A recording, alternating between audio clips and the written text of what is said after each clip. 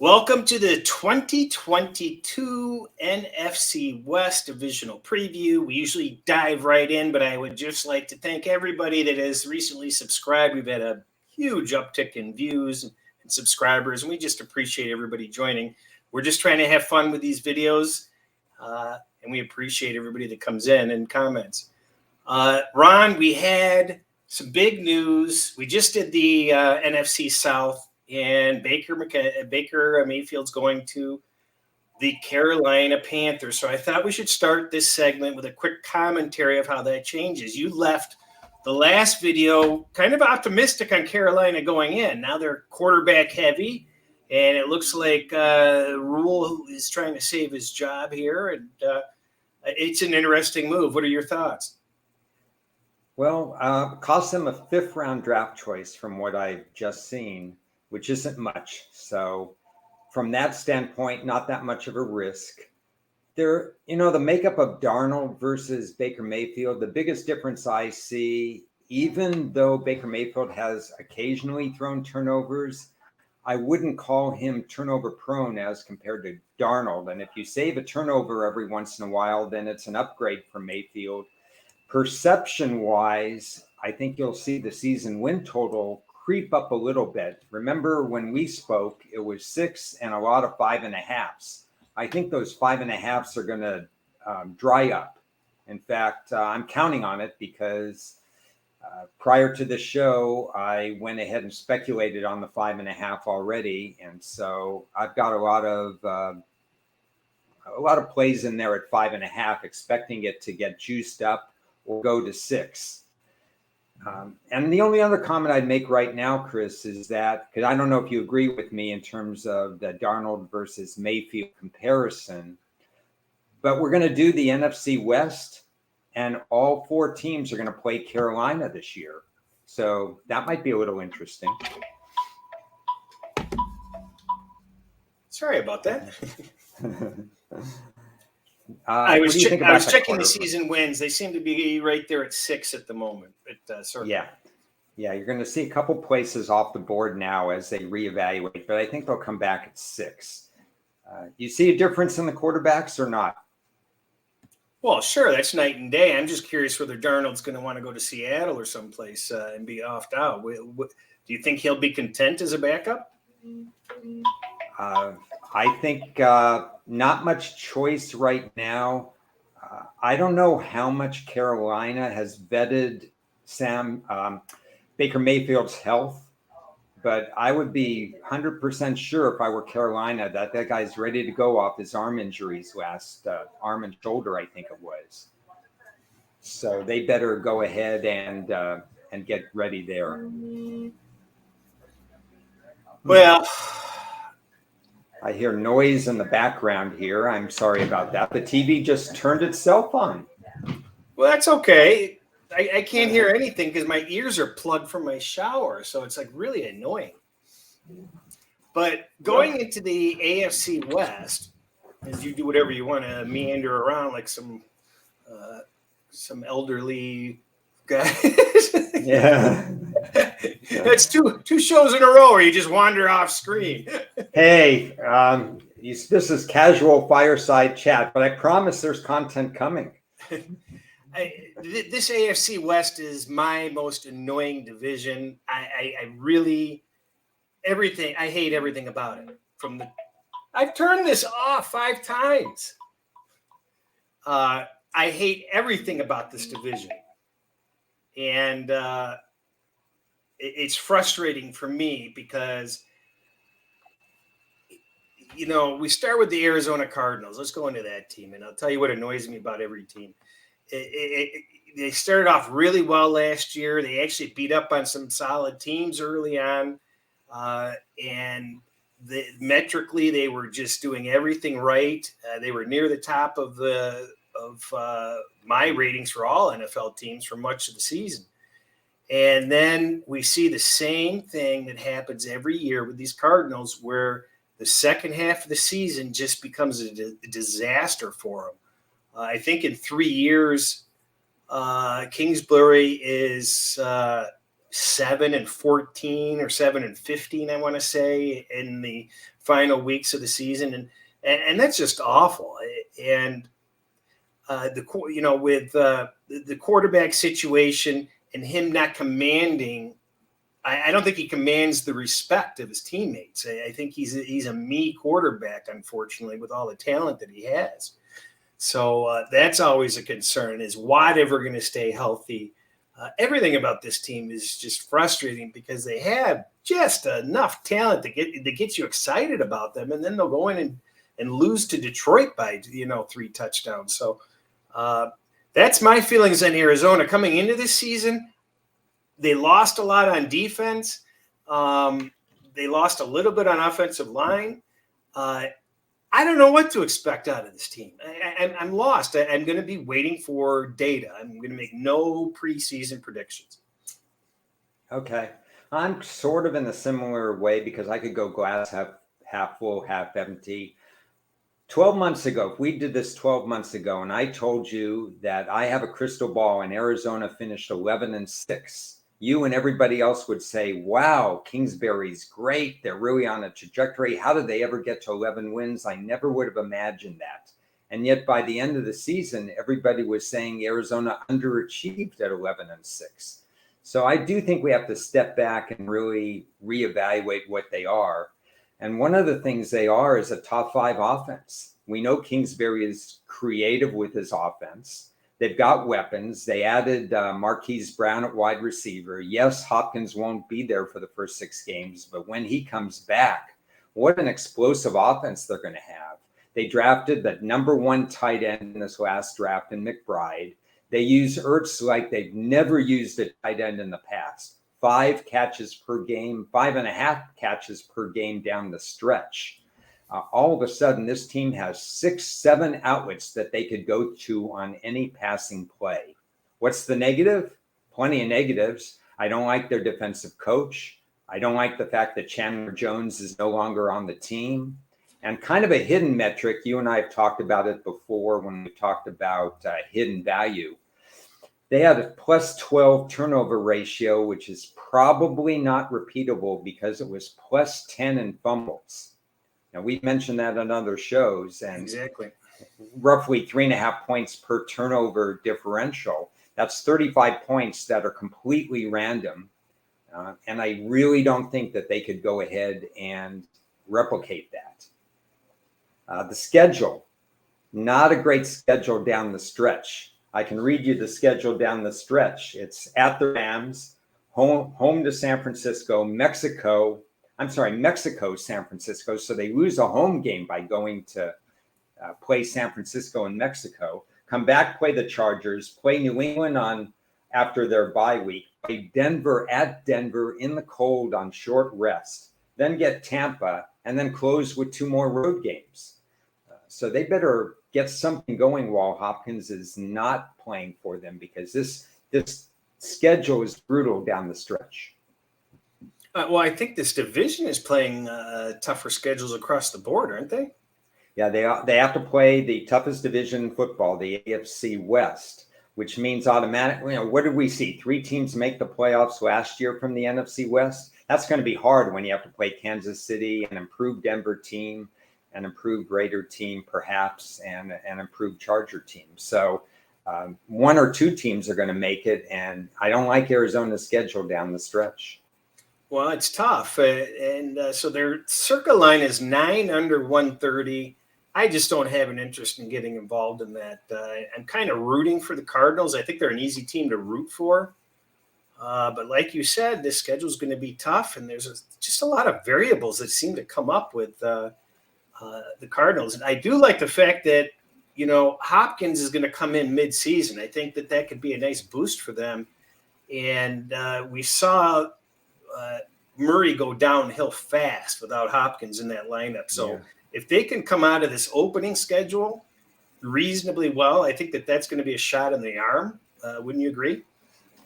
I would, and I still lean kind of toward the under because I don't trust their defensive staff. But I'm going to throw something at you. I know we've gotten some feedback from the readers on some of our strategies and our listeners, but I'm going to throw a strategy at you because I really love their offense.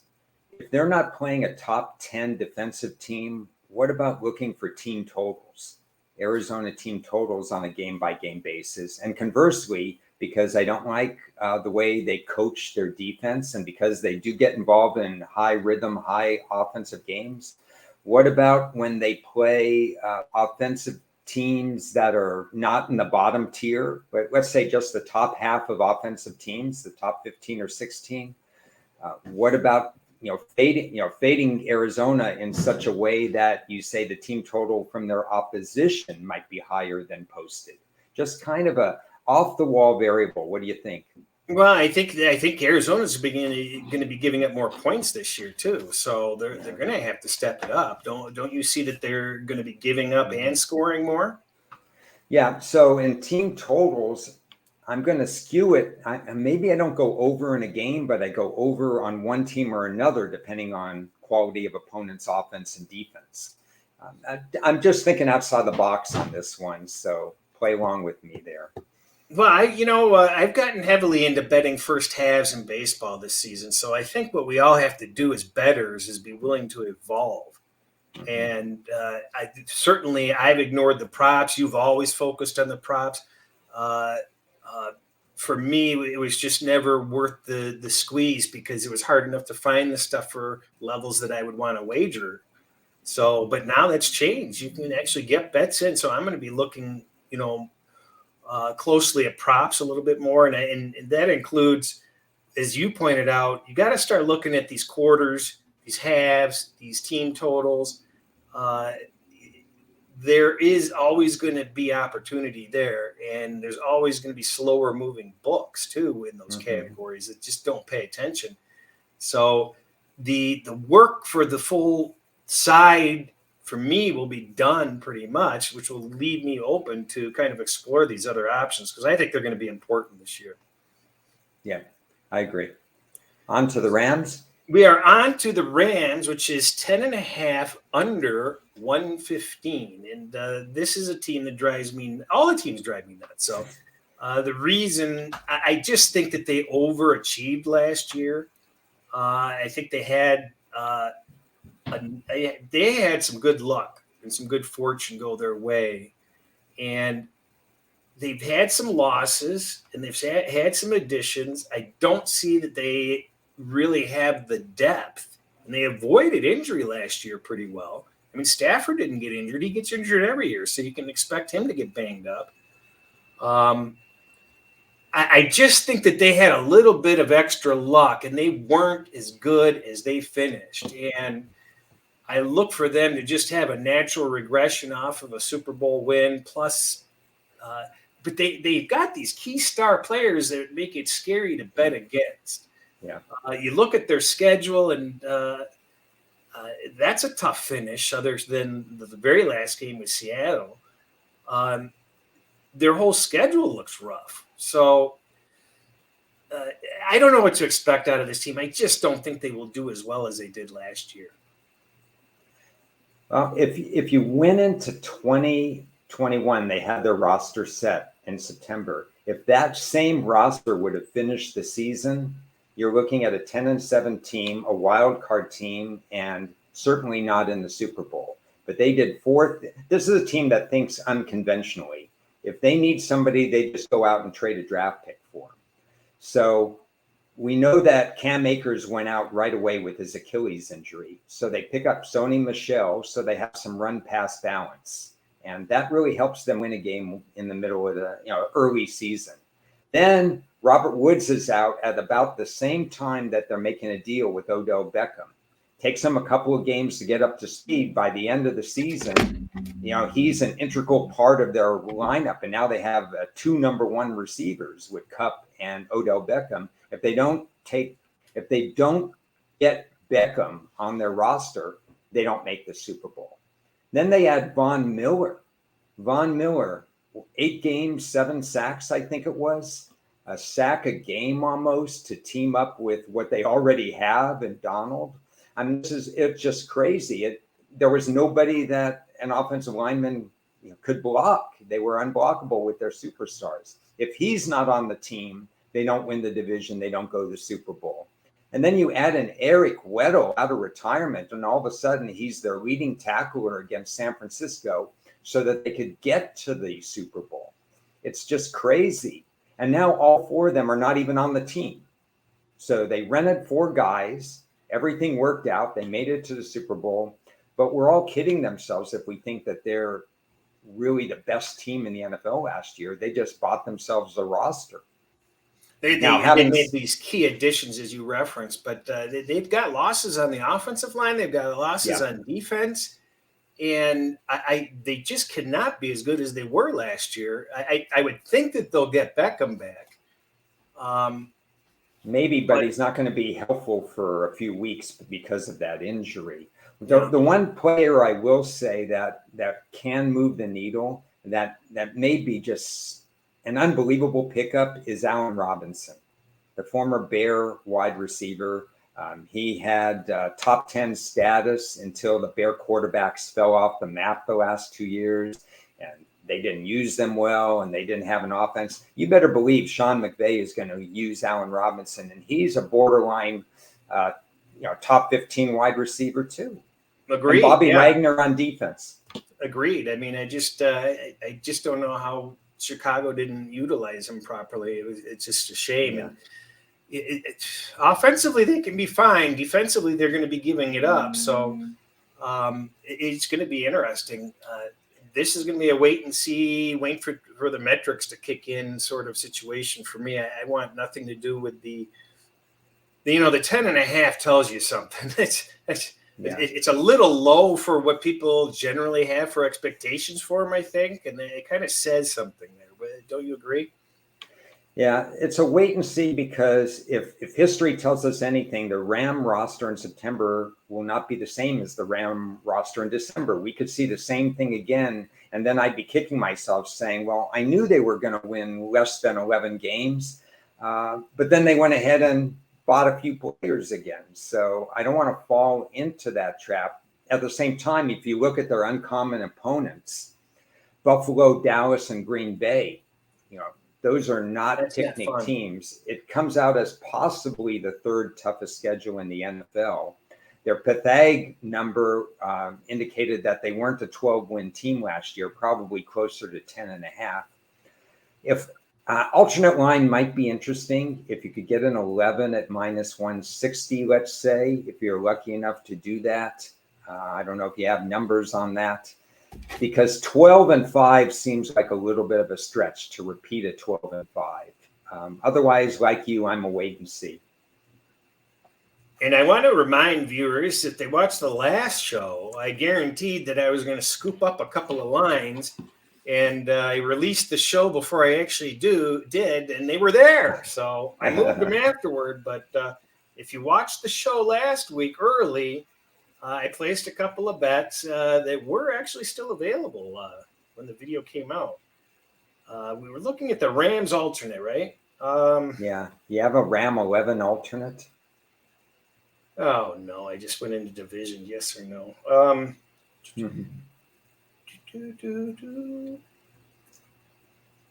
It's a fireside chat, so we're just, if we see something that we like, we're going to let you know. Yeah, the 11.5 is costly, under 225. Yeah, I don't like the return on investment dynamics there. I'd rather have the 11. Yeah. The San Francisco 49ers are probably my favorite team in this division. If they can just stay healthy, and this stupid quarterback situation is tiresome, to say the least. I think the success rate of Garoppolo is proven. I don't know what his starting record is, but it's actually very good. Everything that people say about Lance is that he's not ready. And I think you just go with what's been working. And this controversy really just drives me nuts, because if they go to Lance, I'm going to have much lower expectations on this team. And if they're with Garoppolo, I think that they can easily win this division and do very well. They've got all the tools to do well, and they've had 2 seasons of miserable injuries that have impeded their success. And Thankfully, we're going to get Samuel back, and that problem solved. I just think that this is a team that, unfortunately, coaching actually got in their way a couple of times last year also in the playoffs and such. So that's another concern there that Shanahan, I don't know, is missing a beat somewhere. What are your thoughts? He's about a 50-minute coach. The last 10 minutes bother him. But I agree with you on the Lance versus Jimmy G situation. If Lance is a quarterback, you have a higher ceiling and a lower floor. And I don't like that in terms of gambling terms, because then you don't know. If you have Jimmy G, you have some consistency, you have the winning pedigree, you have the ability to see the field. Lance has played one meaningful game in 2 years. His college team shut down due to COVID. He comes into the NFL, and San Francisco rightfully thought he wasn't ready, and they rested him, and that's great. They sacrificed going to the Super Bowl because we know Jimmy G was maybe 50% capacity against the Rams. If he's at 75% capacity, they're in the Super Bowl. Even with a pass defense that I think is flawed, and with Mack retired on the offensive line, I think there's some issues protecting a second-year quarterback in Trey Lance when you have an offensive line that's not quite as good as it was. Now, on the other hand, their schedule is better than the Rams. Have you seen their December, January schedule? They're home practically the rest of the season. They have the divisional game in Mexico. Then they have the Saints at home, the Dolphins at home, the Tampa Bay Bucks at home. They go to Seattle, but then they come right back to play Washington. Short trip to Vegas, back home for Arizona. It's an unbelievable last 6-7 weeks. So maybe Lance struggles early, but if he finds his footing and he starts getting the reads and they put him in comfortable situations, this is a team that could make waves in the second half of the season. It just seems their schedule's actually considerably easier. I mean, they can start off with a nice start. They play the Bears, the Seahawks to start. If Denver doesn't have their act together, they might be able to steal that one. Then they had the Rams, which is tough, but then they have Panthers and Falcons next. So they could start off. They should start off 4. They could start off 4-2 quite easily, and steal their way into a 5-1 if they have their act together early. Yeah, and even if they start out 5-5, come back from Mexico, have a short week coming back from Mexico, which is a little weird. So even at 5-6, I could see them ending up 10-7, which may be, 10-7. Wow, it doesn't sound that good, but because of the bumped up schedule of the Rams, what we talked about with Arizona, we know Seattle's rebuilding. 10-7 could tie or win the division this year. Just want people to know that. That's it completely. Forget about what last year's records were for the top 3 teams in the NFC West. It's a different year now. Well, we're going to see this whole division across the board. There's going to be fewer wins because the division, like the NFC East, is going to, sop up those extra wins because they've got the weakest schedules that they're facing. So you've got to look at how the divisional shift is going to be and what it's going to take to win these divisions. Very well stated.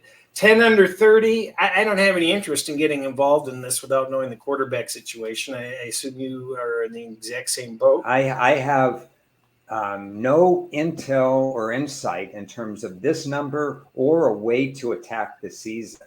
The best guess I have is just to take a look at how Lance performs in the first 2 or 3 weeks. Again, assuming Lance is doing that. And you mentioned Deebo Samuel. Are we really sure that everything's perfect for them, that he's not going to hold out, that he's going to have a contract? Because he's so important to what Shanahan likes to do. Without him, it's a whole different dynamic because he scares people. Well, the only issue is, are they going to kill him running the ball? So he needs to get out of a situation where he's running the ball as a running back as often as he is, because that's going to shorten his career. And I think that's one of his concerns. It's an excellent setup for the team, but I think it works against him as a human and for his long-term prognosis as a player. Don't you agree? I think we've hit the key points with this team on the head, and I think we know San Francisco well, and yet that doesn't necessarily translate for either of us into a play, and that's all right. There are 31 other teams. It's going to be fascinating to watch them because I don't know how this plays out without seeing them on the field in the new configuration, and I am worried about their secondary play. I don't think they did enough to shore that up in a passing league. They've lost a lot. They've lost a fair amount of players that they need to integrate back in. This is just difficult. Talking about the Seattle Seahawks. I mean, we know the quarterback situation there is going to be miserable. I just don't understand why a 70-year-old coach, and as you always say, he's a young 70, wants to stick around for the situation. And when it happened with New England, I had a feeling, and I said before the season, I go, I don't think this guy's sticking around to rebuild. Mm-hmm. But I don't understand how you look at the Seattle and not see it as a rebuild. So in an entirely different situation between Belichick and Carroll, in my opinion. They didn't do – I mean, they had some bad luck last year. So I wanted to actually be optimistic about Seattle. But I just can't get there. I just, with the schedule, the quarterback, their losses, just everything across the board, I just don't have anything positive to say about this team. Okay, so before I say something, I've got a question for you. How much is the loss of Russell Wilson worth in terms of maybe a power rating and odds on a game, or in terms of season wins? What is Russell Wilson worth? It's significant for this team. I mean, when you're replacing it with, Locke, it's night and day. To quantify it, I don't know. I haven't thought about it, but I hate to throw out a number that's, off the planet. It's just a key part of the evaluation for this year because when Geno Smith was in, they let 2 winnable games slip away. They lost a 3-point overtime game, and the very next week they lost another 3-point game. In each of those games, I believe he had a late fourth quarter turnover that cost them a win. I go back and I say, wow, Seattle went 7-10. I don't remember them winning 7 games. So it's kind of strange that way. And then I look at their schedule, and it includes the New York Jets. None of the other teams in that division play them. It includes the New York Giants. And includes the Detroit Lions. It also includes a stretch at the end of the year where they have 4 home games again in the last 5 games. They're going to go back to playing Seattle football, run the ball and kill clock. Does that help them at all, Chris, in shortening games?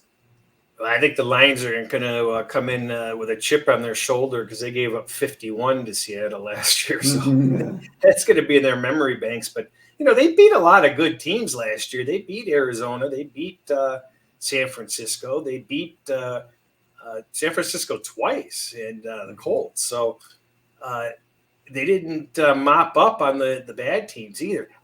I just don't – this team escapes me. Every year I have to rely on the metrics, and even the metrics get kind of skewed on Seattle. They were really low on my metrics. I mean, they were bottom 5 at one point, and they may have finished bottom 5, that's hard to do.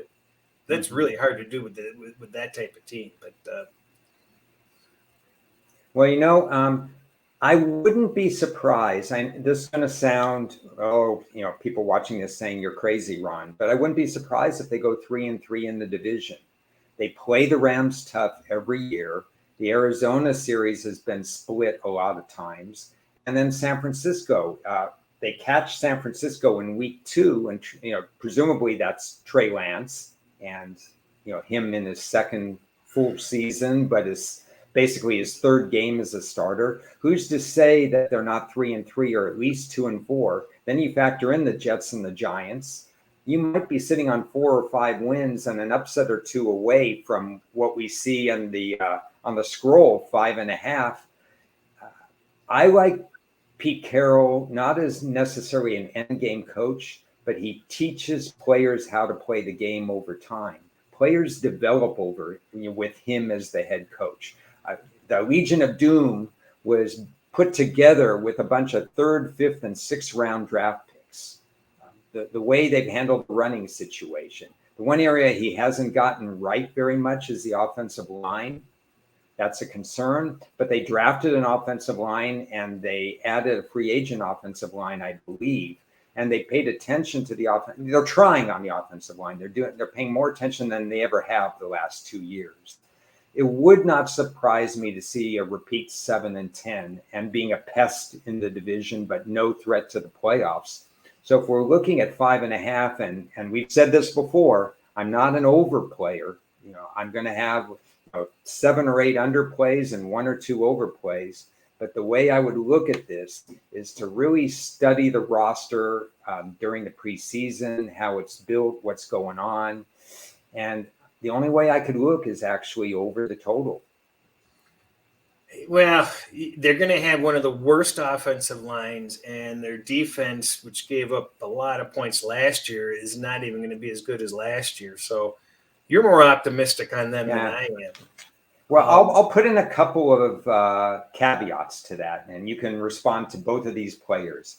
How happy is DK Metcalf, the wide receiver, because he's a deep threat, and Locke actually throws a good deep ball, better deep ball than some of his short balls. And what about Jamal Adams? Is it about time for him to step up?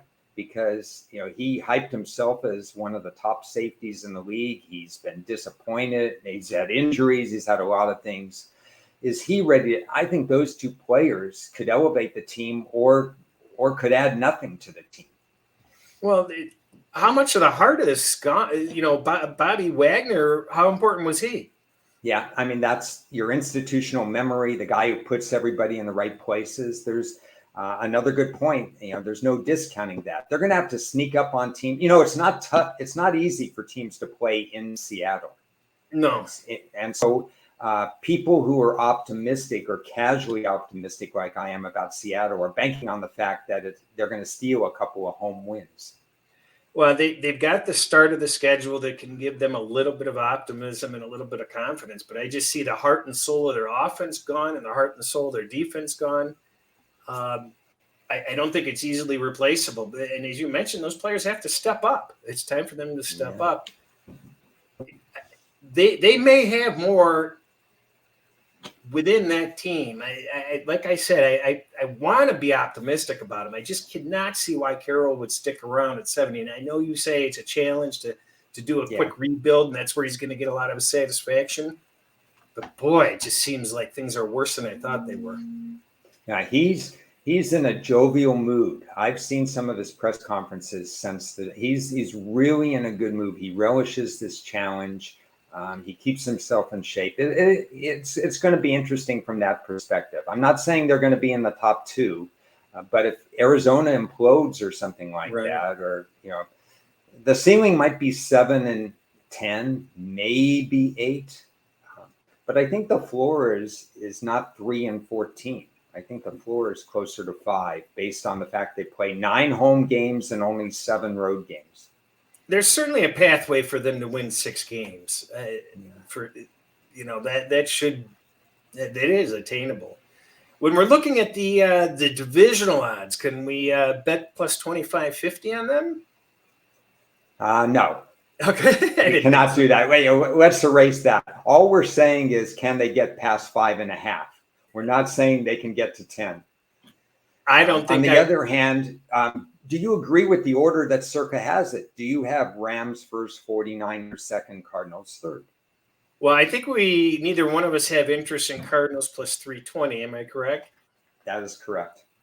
And I believe that the odds are pretty far off. I think that they both need to kind of come back in, so to speak. I think the Rams should be an underdog to win the division, and I think the Rams and the 49ers should be a lot closer. But I'm not sure 190 is enough to get me enticed with the variables that are unknown. Yeah. There's too much variability for San Francisco alone for me to get involved in that, and the price is not attractive for the Rams. No, no. Not based on their current roster. Oh, the Rams are plus 120. They are, but okay. I read it at minus 120. So, that the Rams seems about right. The 49ers should be tighter. Maybe they should both be like 140, 160. Yeah. If I'm off the top of my head putting percentages on it, if you give the Cardinals like, what do you want to give them? 10 to 15%. And the Rams maybe a 42, 32, 43, whatever, stuff like that. So I think the Rams should be, I don't know, maybe plus 130, plus, and they're in the ballpark or whatever. And San Francisco's in the ballpark, but that's not an edge to me. We're not getting an edge. No. We're just talking about where we think they should be, and we don't even want to bet San Francisco. We like them at plus 190. So, it's better to just sit that out. Yeah, so we're not offering major recommendations other than looking at alternative ways to assess these teams right now and maybe evaluate how the first couple of weeks of the season going. And I think we'll get a good sense of where San Francisco is. If their secondary is really not doing well, and if we find that Trey Lance is a one-read quarterback right now, then he's going to have trouble against the better and more sophisticated defenses in the NFL. If the Rams have a Super Bowl hangover for any reason, or if the schedule is just too tough for them, they lost some of the leaders. I think it's kind of a note-taking September. I think the only thing that I probably might give a little extra credit to is Arizona coming out of the gate, because they just continually come out strong. Mm-hmm. And I don't think that that's something that's going to go by the wayside. I think they'll come out strong again. So I'm probably going to give Arizona a little bit of an extra look in the first couple of weeks of the season before my metrics have fully kicked in. What do you think?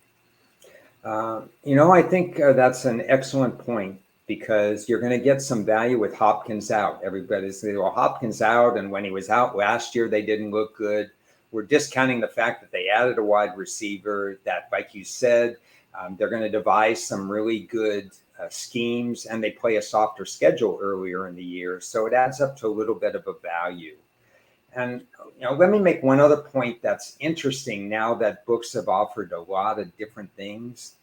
If you're not placing a bet at the beginning of the season, it doesn't preclude you from making one after week 1 or 2, because there's a few books out there that actually put out revised season win totals and will you make the playoffs, yes or no, almost after every week of the season. So if you see something that you think you have an edge on after 2 weeks of the season, it's all of a sudden bettable when it never used to be. I'm excited because I have a program this season, which I haven't had, which will allow me to actually put in my power ratings, and then it automatically grades out the rest of the season's games based on my power ratings. So I'm going to be interested to really tinker with that a little bit, because I've never had that capability before. This is an undeveloped area for as long as I've been doing this. I've never really looked and reset and said, okay, after 3 weeks, now I have a chance to bet this. I've formed my opinion. Now I've seen whether or not they've underachieved or overachieved. So I'm excited too about some of the possibilities that are going to happen after the season starts. Yeah, there's a lot of moving parts now, because the NFL is king. And what's really great is you can fire away. I mean, everybody, these books have a lot of confidence in NFL lines, and they're offering so much, new stuff. A revised season and divisional odds are available every week. So you can't leave those low-hanging fruit on the table, so to speak. It's just a lot of moving parts. And it was already a lot of moving parts before they added all these options. So little apprehensive about how I'm going to handle it all, because I think I'll be changing my habits a little bit. Yeah, and so I have more firm opinions about other divisions, but I like this division. I like the fact that there are some variables that we may be able to exploit later in the year, but not too much right now, although just for levity's sake, what do you think about the NFC West adding Oregon and Washington and making it a 6-team league? that might help. That would be more interesting. Yeah. We're going to have, that gives me a great chance to mention, we're going to have these really interesting NCAA shows. We've already taped one. We're bringing in some really the best of the best to discuss NCAA strategy and process to look forward to. And we're done with the NFL for the time being, correct? Yeah, we're done. I mean, maybe we'll revisit every once in a while. Yeah, looking forward to the college. Chance for me to get up and out of my seat a couple more times, to keep it casual. But, but other than that, I'm really excited for the guests that we could really pick their brains and really talk about strategies, not necessarily giving picks out or anything like that, but just strategies that I think are just useful. Exactly. That's the whole goal of these upcoming, especially on these upcoming segments, which is going to be different, is the goal is process and gaining knowledge. We don't care about the picks at this point. A lot of the value has been gone, and our goal is we want to learn from these special guests that we're going to have on. We're going to learn something, and we want to pick their brains and learn something and advance from it. And we will get back to the NFL. But we're just going to take a hiatus on it for the time being. Any other final wit and wisdom from you, Ron? Wit and wisdom times 2. Well, I don't know. Wimbledon's almost over.